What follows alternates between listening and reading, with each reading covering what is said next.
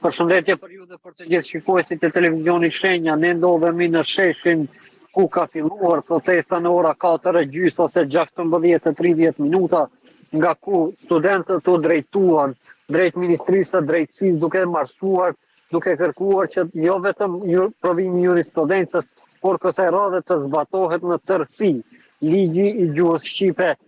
Protesta relativisht ka qenë e qetë derisa studentët shqiptar nuk kanë mbritur tek Ministria e Drejtësisë, ku janë provokuar nga disa shtetas të Maqedonisë, nga etniteti Maqedonas.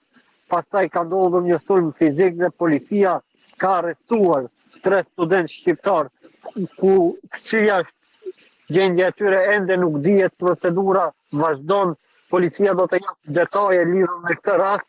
Megjithatë, ajo që vlen theksohet, numri i studentëve shqiptar që kanë marrë pjesë në këtë protestë ishte masiv. Protestës ju bashkangjitën edhe studentët nga Prishtina ose Kosova në përgjithësi, po edhe nga Tirana, edhe pse me vonesë.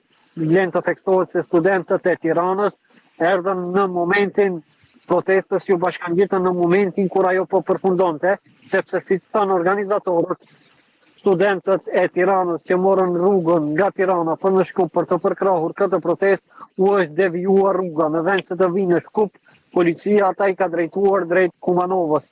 Kjo vlen përsëri po them të vërtetohet, sepse televizioni Shenja nuk do e lë me kaq, do të interesohet se si ka qenë e vërteta.